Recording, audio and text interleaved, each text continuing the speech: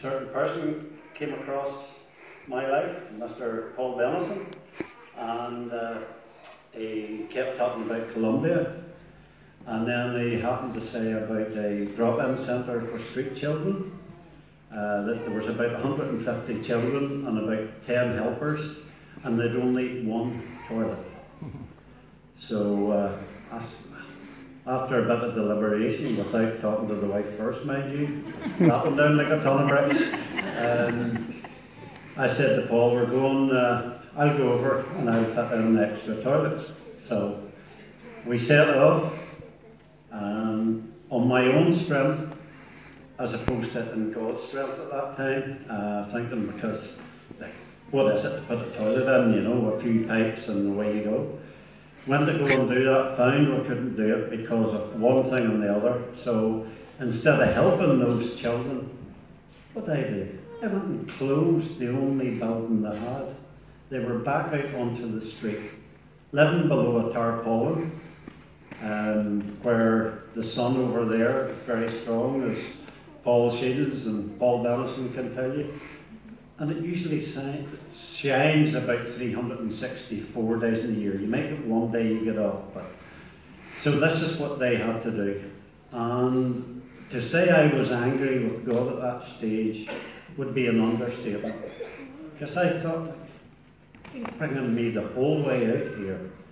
Took all that time off work, come out here to help kids, and what do? Throw them back out onto the street.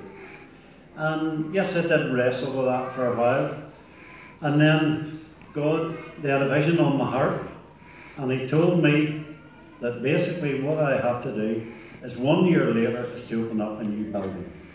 And you're going to come over 3 times, and at the end of that period, you will hand over a new building. Yeah, right. But I said, right, okay, God. That was in March, we then went over.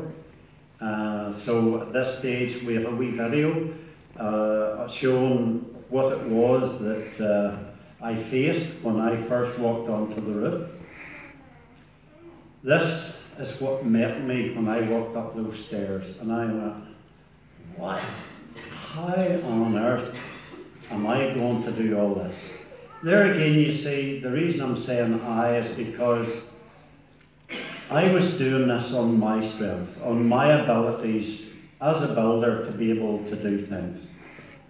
For practically the first week, I struggled, I pushed, I shoved, and there was nothing happening. Came back, said to Paul, and we had prayer time, 2-3 hours. Look, God, you brought me the whole way over here. I asked you to double, quadruple the amount of work I could do with these hands. Instead of doing that, look, nothing's happened. This is not going to be done. Then the sudden realization, I know that sounds strange to say that, but the sudden realization, I can't.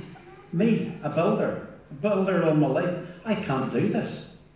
But as soon as I turned round and said that, just all of a sudden, absolutely every single thing that needed to be done in a shorter space of time was more than accomplished. We got even more done than what I originally had thought we could get done. Why was that? Because I eventually realised, hey, it's not me. See this boy here? Leave him behind. Go to the one that knows, the one that can do. And he, you know, when I look back to those early days, and I can still see myself standing there looking at that just pile of rubble. This is not going to happen. Now, there's no mechanical machines over there, there's no cranes, there's no fancy way. Now, there's a handsome look at that there, eh? Wow! Oh, look, oh, leave that one up. No, okay. I thought that was the village people. So, at the end of that period, this is what we left behind then. This is after just under 2 weeks' work. That entire steel structure was put up with one skilled man and 2 helpers that spoke no English, and I certainly don't speak Spanish. But look what's been achieved. And as I say, that's only when I come to the realisation that if I don't have God in this, I have nothing. I can achieve nothing. We then went back over in July to take through the second phase, which is all this metalwork you see on all the ground, so the walls were able to be put up. We went there this time. I left the old me behind, and I used God as my helper. That's the way I looked on it. He's the one that's going to sort this for me, so hey, right, come on. And when you stand and you look and you see and you think, one man, two helpers. Now I have to admit now, you'll see a nice handsome chap appearing shortly that done a lot of work for us, you know, but we'll not mention, well yes we will, Johnny by the way, which don't say. There was a lot of carrying to be done. Now this is on the 4th floor. Every piece of metal, everything that you see there, well there's gives you an idea of the height, had to be carried up those stairs. And don't think on it as being stairs like over at home. They built them any conceivable shape just to get them from one floor to the next. As things progressed, this was still in July, you can see the way the building's all starting to take shape, all that plasterboard, everything was carried up that way. We then left at that stage and then we went back in October. Now October was the finishing touches, and when I even went in there in October, I looked around, I thought, wow, the ceiling, the insulation, the floor tiles, the air conditioning, you know, and then suddenly, right, okay. A week before I went, I broke my left hand. And I go, how am I ever going to get this done, Lord? Now, you know, so went the whole way over, and they went to the hospital beforehand and said to them, look, you have to take the plaster off because I can't use this arm at all.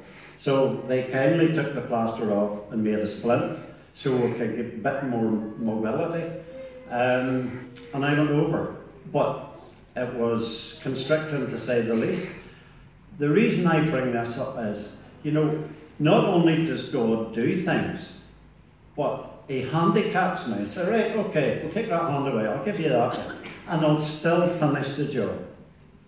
Now, 3 weeks was the time we had to get all this done, and as you can see, as the photos progress and all the rest of it, this work was all achieved. Johnny was there, he was fantastic, he was good to rely on, was able to sit on his shoulders and do stuff. But the whole thing, once you stand back in the corner of that room and you look all around, it is totally finished. It has the air conditioning, it has the floor tiles, it has its own toilets, its own kitchen, storeroom, absolutely everything. Now, what was this all about? This is what they have over there, the children. Now, their playtime, they get a piece of paper and one crayon. Could you imagine our kids being happy with that? And they're smiling and they're laughing every time you come up through them. They're running, hugging you. Now, I don't know if you recognise these two handsome chaps, Hendrik and Wilmar. They're the two pastors from over that are coming here in February. So there'd been an earthquake that day, it fell over. Wilmar's vision, about 8 years ago that he told me about, was about a lighthouse and the light shining all around the area. Not only is this for to help the children, at the weekends, their outreach church is going to be in this area. Mm-hmm. Now, this is an area where even some taxi drivers will not take you because they're too scared to take their cars in there. And why was this all done? Because God put that vision. But more than that, He turned around and He completed this. Now, this is a wee short video of the stuff that Colette raised for me to take over. There's crayons, colouring books, wee balls, and the excitement in their face. Now, this was just one of the floors. Now, would you believe there's 250 of the children? So, obviously we couldn't put them all in the video, but this gives you an idea of what they have when they get excited about having a wee soft ball in their hand. Normally they don't have those things. So we'll be quiet, Henrik. This is the guilty one. Cause all of this. And Colette, of course. Thank you, Colette, for this beautiful, beautiful stuff you sent us. Really, really amazing. Yeah, the kids look as though they're enjoying it. Enjoy yourself. So, yeah, thank you very much, Colette, and for all those that gathered and sent stuff over. And also the Sunday school, which is over in Northern Ireland. They sent stuff there as well. So once again, as you can see from the kids here in Colombia, thank you very much indeed. Having fun there. We're building a party here. We are, yes. Party time! So as you can see, all the children in all of the rooms, this is the way they get on. These are two of the helpers. I'm the rose between two thorns, in case you're wondering. It has been an honour and a privilege that he chose me to do this. But I still have a sadness in my heart. And do you know why that is? Because the building I closed down is still closed down. We now are in a position that El Abrigo are going to step in to allow us to get a building for them this incoming year. So obviously with God's help and with the generosity of all the people, Paul Bennison there is fantastic at raising funds.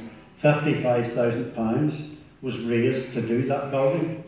And I'm sure as you know, anyone that's got work down here or done, could you see that work been done in 8 weeks with one man and two unskilled men?